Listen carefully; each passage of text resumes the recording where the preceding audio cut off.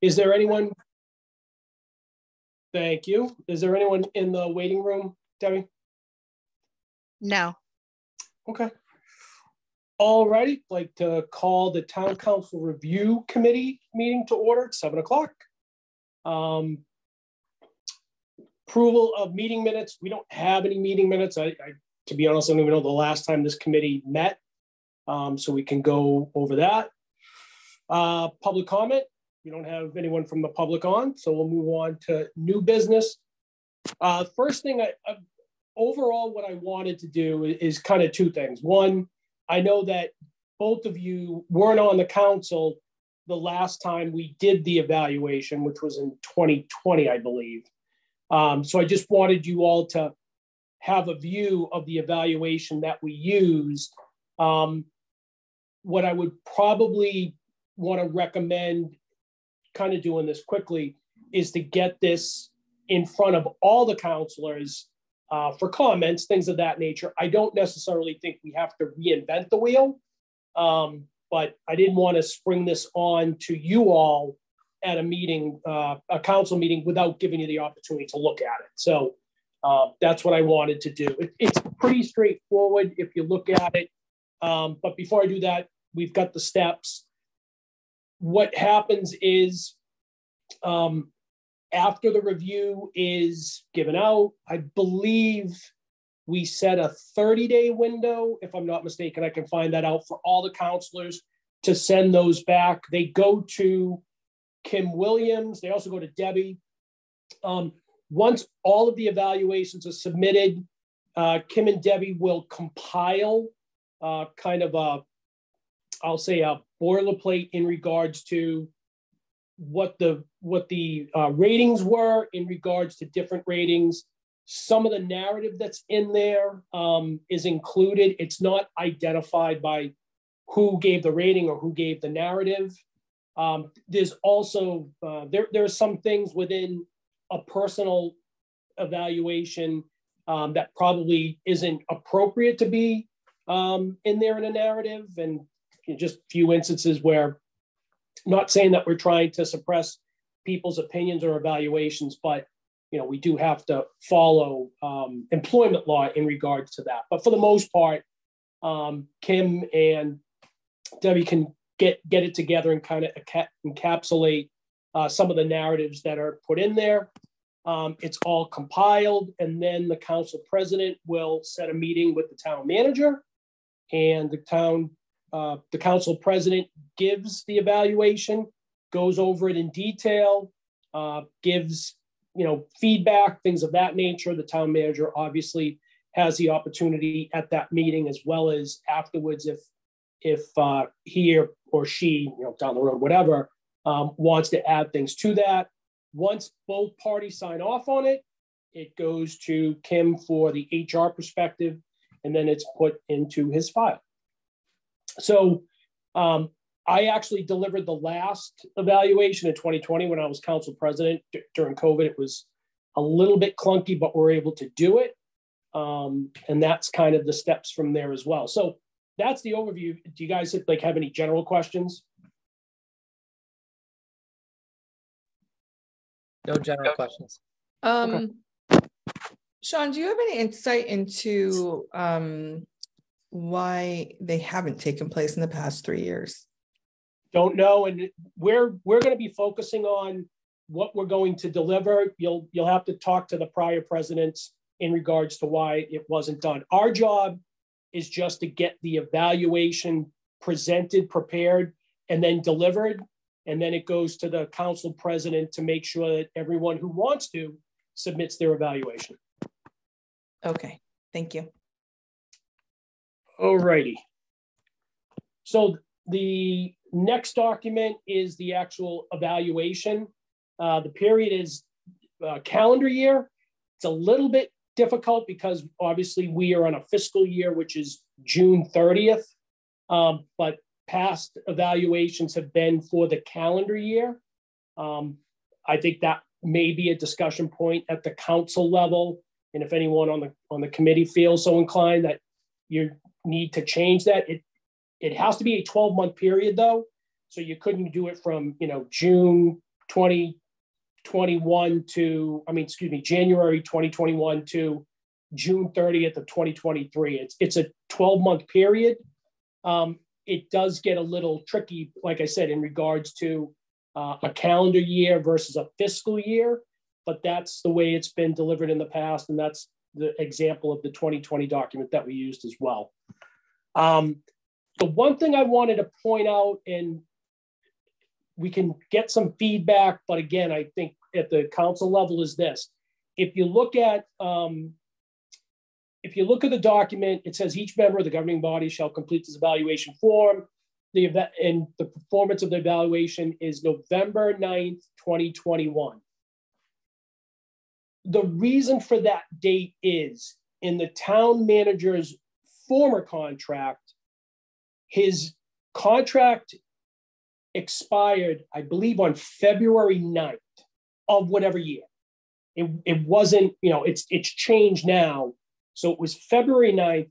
What we wanted to do was to be able to deliver, or the council president be able to deliver the evaluation 90 days before that end date. Now, what it's really kind of geared towards is if the town manager's contract is not going to be renewed, I believe in his contract, it says the council will give him or her a 90-day notice that their contract will not be renewed. So we were trying to keep it so that this is delivered so that when the contract's about to expire, this evaluation is delivered. And if the council so chooses, the council president can notify the town manager within 90 days that the council's not going to renew their contract. This may be something, since the contract now, I believe, goes to June 30th, this may be something that we want to change so that the final evaluation is delivered 90 days before that anniversary date. I just throw it out there for consideration. If everyone feels, or the majority feels, that they want to keep that particular date, that's fine. But that was kind of the mythology. It's kind of a weird date in there in regards to delivering it. And I just want to make sure that people understood that it was being delivered, like I said, 90 days before the anniversary of the town manager's contract. Any questions on that? And I'll just go through the parts of the evaluation as well. No question. Okay. No. Okay. And then the actual evaluation itself is done on a sliding scale, 1 and 5, 1 being poor, 5 being excellent. I think for everyone on this call, we've all gone through evaluations, and usually the measurement is a 1 through 5 in regards to that. Anything that on the evaluation is left blank for whatever reason automatically defaults to a 3, which is kind of, is average from there as well. But, in there in regards to that, you get a blended average for each of the sections between 1 and 5, depending on what the scores are from there as well. And then from there, I believe it's 7 different categories we have. Let me take a look real quick. It actually a little bit more than that. Hey, Sean, can I ask a quick question? Sure. Why would any of the categories be left blank? I had no idea. You'd have, in all honesty, you'd have to ask the person who did the evaluation that didn't fill it in. But I guess, do you think that that's something that's related to the administrative code that, so for instance, in any other organization, you would not leave something blank unless there was like a specific recognition that a particular part of a role was not performed because of extenuating circumstances. That could be the rationale, Susie. We had to have something in place so that if an evaluation came back and for whatever reason a counselor did not put a score in there, you just couldn't leave it at 0. Yeah. So, there's been past evaluations, Susie, where not every counselor has turned in the evaluation. So, there's I can't tell you. Let me put it this way: I scored everything. There wasn't anything the last time we did it that would have made me skip a section, but there's been past issues, from my understanding, that the evaluation, if someone did not score the town manager in a section, they had to put a number in there for a default, and that's where it falls on a 3. Yeah. It just seems odd because it's sort of, I can understand, like, okay, you cannot force somebody to actually do his evaluation. So if they don't do one, that's one thing. But if they're going through most of it, but they leave one section blank, it just seems odd to default to a certain number. Susie, but then it's going to skew the numbers really badly by leaving out an entire section. And to be honest, in fairness, this is just my opinion, if someone doesn't want to give a score, in my opinion, the employee shouldn't be penalized for that. And I'll just keep that but they wouldn't be penalized. Isn't it the average of all of the scores? So say there's 10 attributes, but somebody doesn't fill out 2 things, then it's an average of whatever the 8 items that are scored. So right, it doesn't penalize the employee, then it's just being more accurate to what they're being rated on. Well, in my opinion, but again, if you only score 3 out of 5 and 2 is zeros, that really brings down that average score. So unless you're taking the average of 5 versus 3. Well, we take an average of 5 because there are depends on the section, Susie, but it's an average of whatever number of questions are under that section. Yeah, and I do get that. It's sort of like it also, but I mean, if you can see conversely, it could potentially skew a section if you're rating them basically like they met those goals. Do you get what I'm saying? No, I do, but I would leave it up to each individual counselor to understand that if they feel they are not going to score someone, it's going to default to a 3. Yeah. I mean, if they want to score them lower and they don't feel like they want to put it on there, well, that's kind of on them again. But the whole idea of this is for each counselor to go through every section and put a score, the 1 through 5. Yeah, no, I get that. So I guess I'm just questioning the methodology a little bit, right? It's sort of all sections are required versus, so does that mean in the absence of, say somebody is like, does that mean like a counselor who doesn't do a performance evaluation that it automatically all defaults to 3 because they haven't done it? That would be my understanding, yes. So to me, that's a little bit flawed. Well, it would also be flawed on the counselor for not doing the evaluation. That's part of our responsibility. Correct. So that I guess I'm just kind of going back to, where does this go back to? Does this go back to charter, administrative code? I'm just sort of challenging that, there's a bit of a flaw here in the methodology. I appreciate that. I disagree, but I appreciate what you're saying. That could be something that could be discussed at the council level as well. Okay. I just have a different opinion in it, but I'm not saying you're wrong, Susie, but I will say on the contrast side, it's the responsibility of every counselor not only to submit an evaluation, but to go through and give a rating for every question that's on there as well. I 100% agree with that. Yeah. So what I'm saying is the flaw is that we allow for that to not be upheld.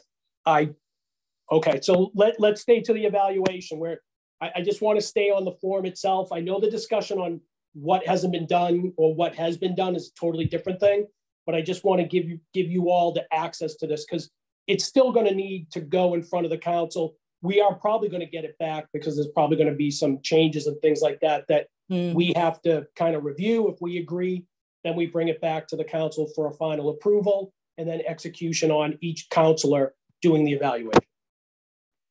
If that makes sense. Yep. Okay. I'm just asking questions and surfacing things. No, Susie, yeah. I'm not arguing the question. I understand what you're saying. I'm just giving my perspective on we're not only have we done this, for here in just in the outside world, right? We've got the town world and the outside world. Heaven forbid the two shall meet. But I know that going through a lot of the HR training in similar aspects for hiring managers, there are a lot of hiring managers at places I worked at that would not go into specifics on things. And the HR department's like, well, that's part of your job. If you're not going to do it, we're not going to penalize the employee. This is how it defaults to. Again, I'm not saying it's right or wrong. It's just the way that I've seen it in the past. I tend to agree with it, but I would also put the emphasis on everybody to go through and just get it done right. Yeah, but, and I hear you, because also similarly, I mean, I think that's where this is coming from, is because all of the performance evaluation systems and processes that I've been through, there's never been if you don't answer a certain field or rate a certain field, it defaults to, because the 3 is essentially like they're meeting the expectations, right? So there's never in my 25 plus year career history where that's been a default if you skip part of a portion of an evaluation. So that's also the perspective I'm bringing. I've seen it just in general. I've seen it in regards to if you have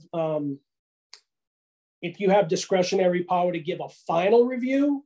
I've seen what you've said, but a lot of ones when they're automated and it's a calculation, to leave it at 0, HR is, at least from my experience, 30 plus, is there needs to be something in there. And again, it can't default to a 0 or a 1.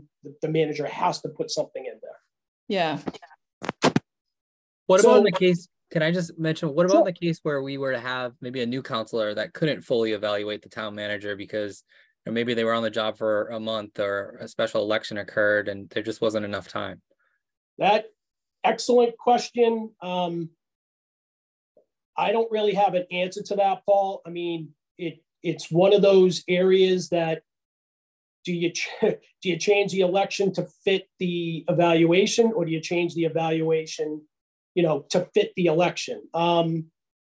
That may be part of the discussion in regards to when these evaluations are actually done and delivered.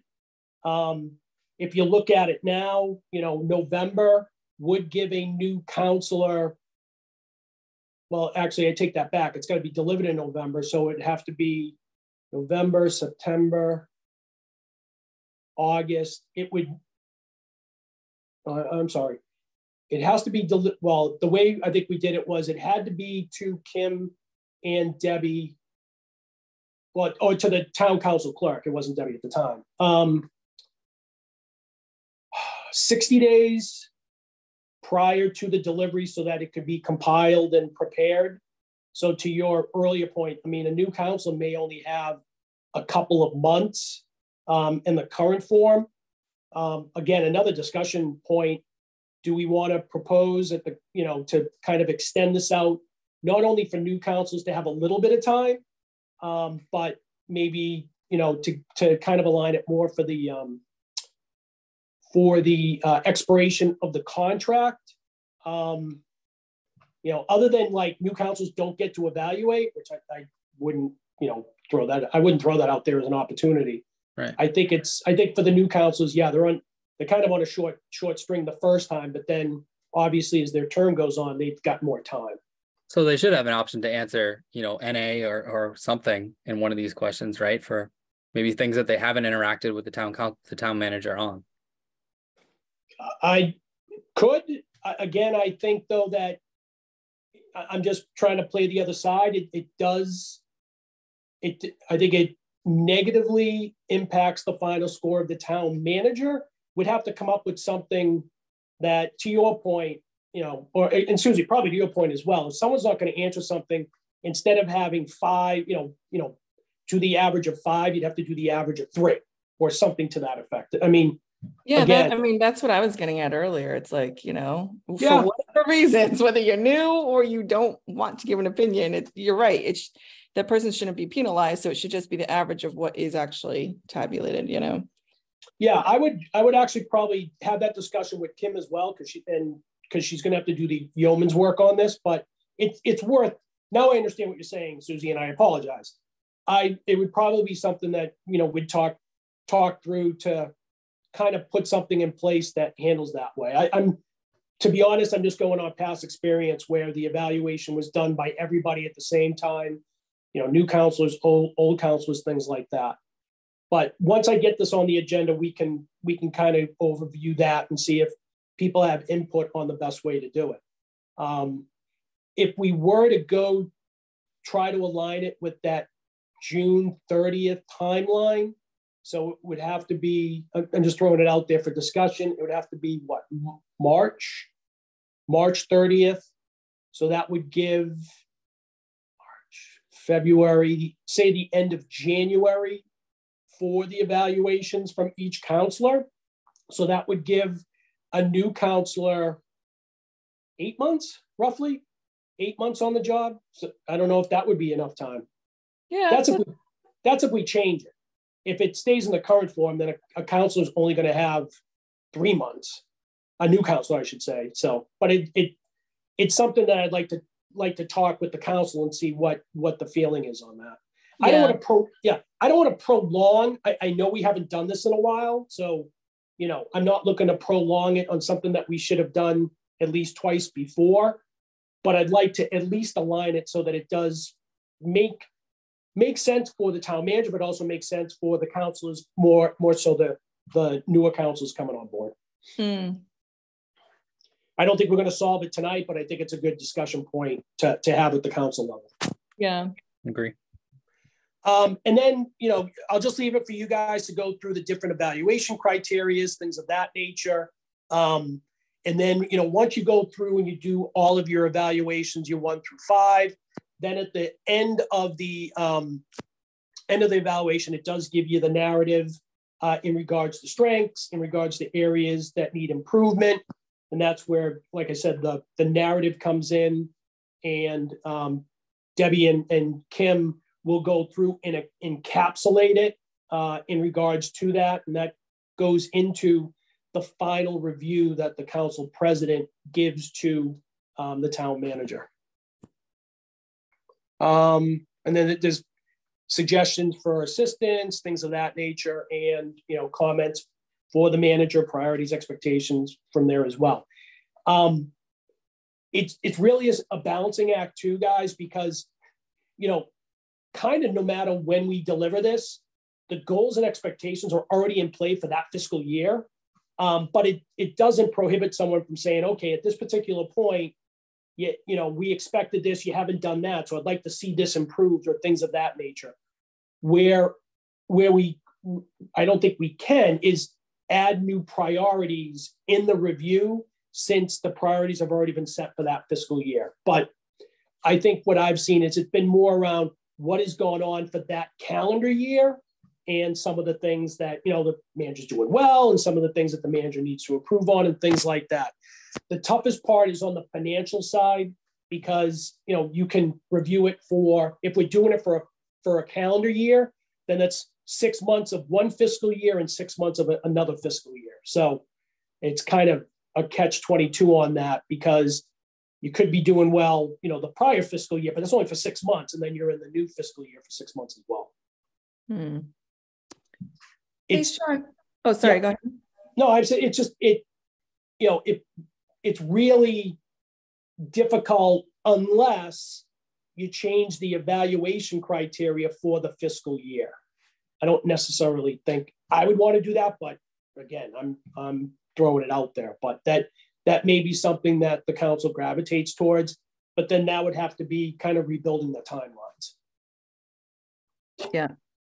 Go ahead, Susie. I'm sorry. I didn't mean to interrupt. No worries at all. I think you were finishing your thought.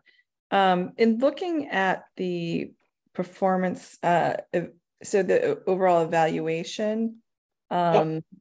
How do you all kind of handle like that the town managers actually met goals or milestones within goals? Because here's the thing, right? Goals get set, and some of them could take a few months, some of them could take a few years. Yep. So I definitely recognize that it can be a little challenging to say like, okay, you met all the goals that we set for you this year, right? Because a lot of things can be out of his control or their control. But in looking at some of these categories, I think the categories that are here are absolutely appropriate. But then where it's tough is it doesn't really get specific to goals. Yeah, I'm sorry, go ahead. Yeah, because it's just because I think all of us coming from different professional backgrounds, it's like there usually are different buckets, right? There's the actual, you set some goals for the year. How are you tracking? What did you meet? What didn't you meet? Where do you need to improve, right? And then there's attributes that like everybody in the company gets measured against. And then there's things like, depending if you're a manager or not a manager, there's another set of attributes that you typically get measured on. So I'm just kind of wondering, like, how do we insert things that are very, and obviously it'll change or may evolve each year, whereas these other ones may be more evergreen, but it does feel like we're missing a bucket around, the achievement again and tracking against goals. Yeah, I mean, that's a great point. This evaluation is obviously not written in stone. You bring up an excellent point because, for me professionally, it's always been annual. My goals are always on an annual perspective, but we know that the town manager is going to be goaling for a 5-year plan. So it does get a little tricky where we're doing an annual evaluation, but you have to look at it and say, okay, say I'm just throwing out numbers there, right? Say you've got something that is a 3-year plan. You're going to attain this thing in 3 years. If this is year 1, have you attained a third of what that plan is? Right, like key milestones within that. Yeah. And if I would love it if someone could, I couldn't do it, I'm not that smart, to come up with some sort of way to measure that. I just don't necessarily know how to do it. You can talk it through from that perspective. But there's been discussions around only looking at annual goals, I should say, versus long range ones. I don't necessarily agree with that, but then if we're going to evaluate on a 3, 5, 2, whatever plan, everyone kind of has to be on board on how they evaluate that plan in its stage. What a third, a fourth, a fifth, 2/3, 4/5, whatever. The last time we looked at this collectively, it was discussed, but then at the end of the day, what we tried not to do is to make this like a 15-page document that that is going to take people days to do collectively. So, but again, we can listen, come back, massage it, and then present it to the council. Because I think if we put that out, there's 9 different councils, we get 14 different opinions. But right. when we walk away from it, at least we'll have the guidance of, do we need to get more narrow and deep in places? But is the ultimate goal to keep it that it's a workable document for all of us? Yeah. Who would actually make those recommendations and edits to this type of review format for the council to consider? We would come back. Is that us? We would come back for it's like any other committee, Susie. Committee comes back with recommendations. The ultimate approval is the council. Mm-hmm. So what I didn't want to do was to have this discussion without talking to you and Paul, but I fully expect when I get this on the agenda, and we'll get it on the next one, that there's going to be a lot of discussion around mythology, timing. I've always put it out there with the committees is, look, guys, whatever suggestions you want, send it to us, and then we can work through it and try to put something together that covers everything. And then we bring it back to the council for a final approval. The only caveat to that, Susie, is got to run it by Kim, just from an HR perspective, to make sure that there isn't anything in there that's violating any type of employment law. And it would obviously, I think it would go to Jason as well. I don't know what those would be, but I'd want them to kind of bless it so that once we have it finalized, it doesn't cause any unintended consequences. Yeah. Well, one thing I'd like to throw out there too is I've seen reviews in the past where an employee is asked to sort of evaluate themselves, and then the manager kind of follows up on that piece too. I think that could be helpful if there was some narrative from the town manager based on the review for especially new counselors or counselors that aren't as familiar as it relates to some of these topics, to say, okay, you know, the town manager is demonstrated capacity for innovation and creativity through these means. And then we could, you know, evaluate based on that and other knowledge we may have. But I think it's a good opportunity to hear a little bit from them as well as a response here.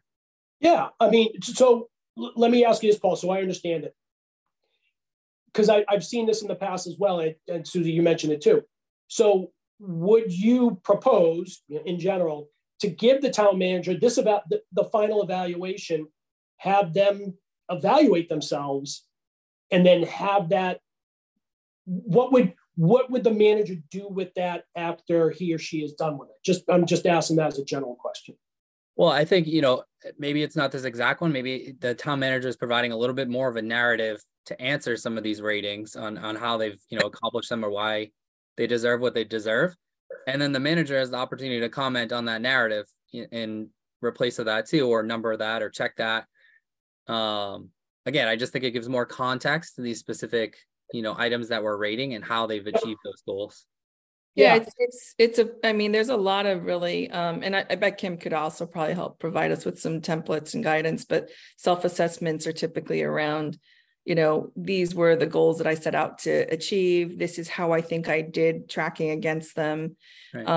You know, areas of growth, areas of development from their own perspective of, you know, it doesn't have to mirror all the exact attributes that's in the review. Yep. But the self-assessment part is actually really helpful. Yeah. Yeah. I mean, yeah, we can definitely look into that. I know through the process that once the evaluation is delivered to the town manager, I think the town manager has like 30 days to respond to it if he or she feels inclined to. But as long as I've been on the council, we've never given the town manager the ability to do their own evaluation. So I think that's definitely something to try to work in and suggest for that to be done as well. Okay. So overall, any general questions? And again, I think this is just kind of the preliminary. This committee hasn't met in forever. This is the preliminary. I think when we meet again, we're really going to have to get into the nitty-gritty of both, you know, the evaluation from the counselors, the proposed evaluation from self-evaluation from the town manager. But I'm also planning on throwing out there the timing aspect of when counselors have to submit their evaluation and when it's delivered. And like I said, you know, the council may be steadfast on the dates they are now, which is really going to put us, you know, under the gun, but we can get it done.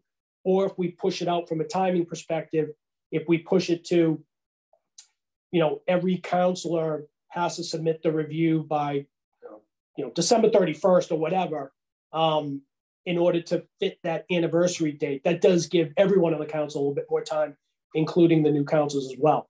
Don't know how that's going to go, but, you know, either way, we'll manage into that, whatever's decided.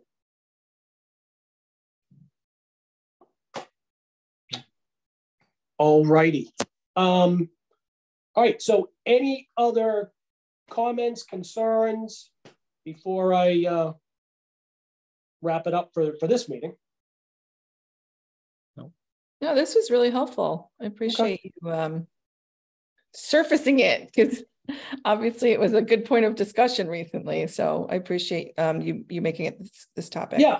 I mean, I'll be honest, I wanted to wait for the manager's contract to be finalized, whichever way it went, because if it didn't change, then we would be doing the November 9th delivery because of the February 9th expiration. But now that it was approved to change to June 30th, now I just wanted to have that as a discussion point with the methodology of we're trying to make it within that 90-day window. So that on anniversary, and, you know, kind of in fairness, not only do you give that 2027, whatever the date is, the president not only delivers the evaluation, but then at that particular point, the president does notify the town manager, are they going to try to extend the contract or are they not going to? And that's the 90-day window. Yeah. So, all right. Paul, anything on your end? Nothing else. Nope. All right. I'll entertain a motion to adjourn. So moved. A second? Second. All right. Susie? Yes. Okay. Paul? Yes. Sean says yes. The meeting is now done at 7:35. Enjoy the rest of the evening. Bye, All right. guys. Thank you, Thank you all. everyone. Thanks, Debbie. Bye. Bye.